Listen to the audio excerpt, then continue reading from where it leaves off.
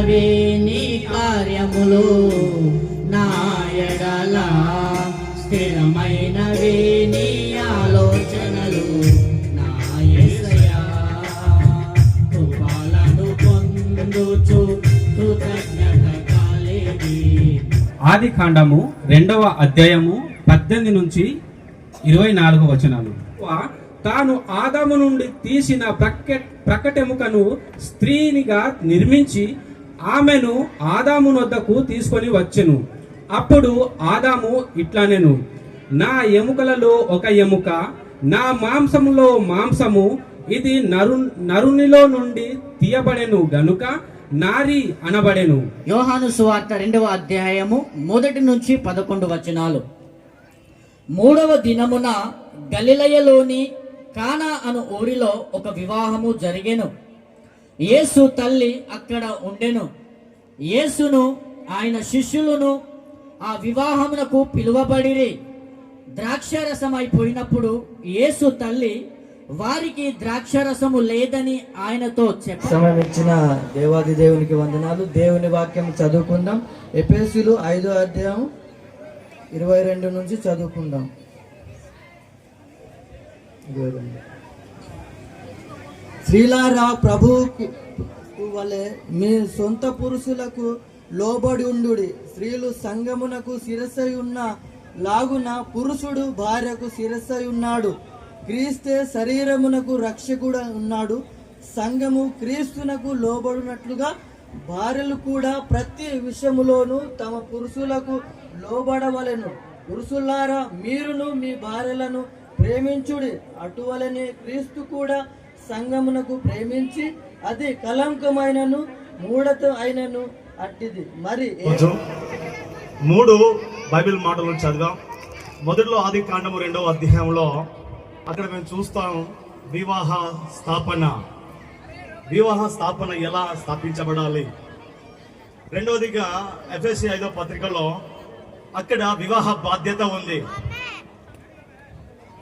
ఆ బాధ్యత ఎలాగైతే ఉంటుందో అద్భుతముగా యోహాను సువార్త 2వ అధ్యాయం చూస్తాం.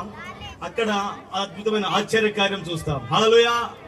స్థాపన సరిగ్గా ఉండాలి, బాధ్యత సరిగ్గా, ఒకరినొకరు భర్త భార్యను ప్రేమించాలి.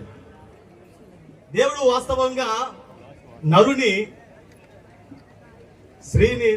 యొక్క తల నుంచి తీయాలా కదా. తల నుంచి తీస్తే ఎక్కడ తల మీద వస్తుందని చెప్పేసి, అదే స్త్రీని కాళ్ళ కింద వెముకల నుంచి తీయాలా.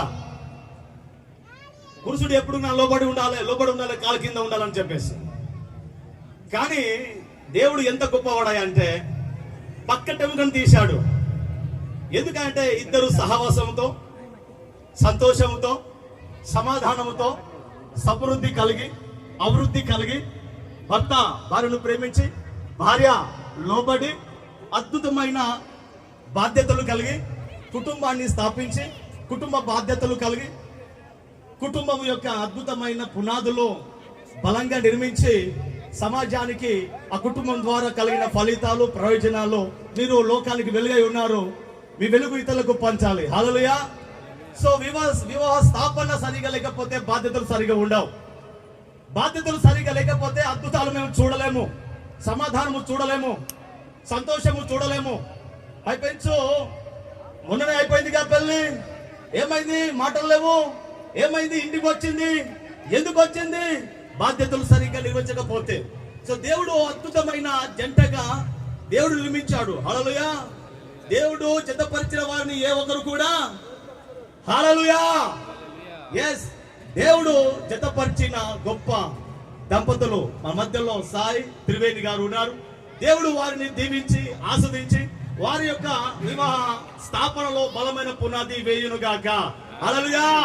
తద్వారా ఆశ్చర్యకరంగా, అద్భుతంగా, అనేక మందికి ఆనందకరంగా కుటుంబం వర్ధిల్లును గాక. ఆమేన్. ఈ 3 ముక్కలు ప్రతి జీవితంలో, ప్రతి కుటుంబంలో ఎవరి హృదయంలో ఉంటాయో ఆ వ్యక్తి ఫలిస్తారు. హల్లెలూయా. దేవుడు అన్నాడు, మీరు ఫలించి అభివృద్ధి పొంది విస్తరించి లోపర్చుకోవాలి. కాబట్టి దేవుడు ఎంతో గొప్పవాడు. జంటగా చేశాడంటే ఎస్, అనేక మందికి దీవెనకరంగా ఉండాలని. హల్లెలూయా. దేవుడు మిమ్మల్ని ఇద్దరిని దీవిస్తున్నాడు. అనేక మందికి మీ ద్వారా గొప్ప ఆ దేవుని ప్రేమ ఏంటో, ఆ ప్రేమ త్యాగం ఏమిటో కదా. సంఘములకు శిరస్సు యేసు ఏ విధంగా ఉన్నాడో, స్త్రీకి శిరస్సు భర్త అయి ఉన్నాడు. క్రీస్తు సంఘం కొరకు ఏ విధంగా ప్రాణం పెట్టాడో అదే రీతిగా పురుషుడు తన సంఘం, తన సతీమణి కొరకు ప్రాణం ప్రేమించులాగున దైవజనుడు చెప్పినట్టుగా లోబడి, ప్రేమించబడి, స్థాపన, ఆ తర్వాత బాధ్యత, అభివృద్ధి కలగాలని దేవుడి కుటుంబమును, ఈ వివాహ దంపతులను దీవించును గాక. ఆమేన్, ఆమేన్. తండ్రి, కుమార, పరిశుద్ధాత్మ నామములో మీరు దేవునితో నిత్యము అనేక మందికి దీవెనకరంగా మారును గాక. హల్లెలూయా, హల్లెలూయా. అవకాశం ఇచ్చిన దైవజనులకు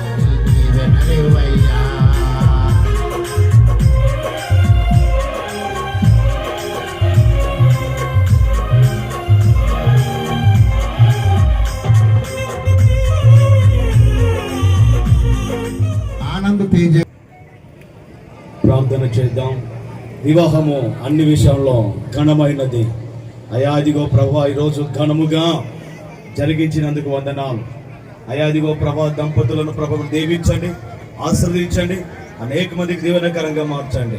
చెప్పబడిన వాక్యము ఇరువురిలో నాటబడి అయాది వర్ధిల్లి, అయాదిగో ప్రభా మంచి ఫలములు పొందునుగా అని ప్రార్థిస్తున్నాం. అయాదిగో మీరే వారి మధ్యలో ఉండండి నాయన. అయా మీరే నడిపించండి దేవా, మీరే వారిని కాపాడండి నాయన. మీరు బ్లెస్ చేయమని, దీవించమని, ఆశీర్వదించమని యేసుక్రీస్తు శ్రేష్టమైన నామములో వేడుకొని ప్రార్థిస్తున్నాము తండ్రి. ఆమేన్. ఇద్దరుగా ఇక మీదటికి ముగ్గురుగా నలుగురుగా ఫలించుదురుగాక. సాయి త్రివేణుల యొక్క కలయిక ఆశీర్వాదం నడిపించి ప్రభువా ఆశీర్వాదమును మీరు దయచేయమని క్రీస్తు నామమున ప్రార్థించి అడిగి వేడుకొనుచున్నాము తండ్రి. ఆమేన్. వివాహమన్నది పవిత్రమైనది.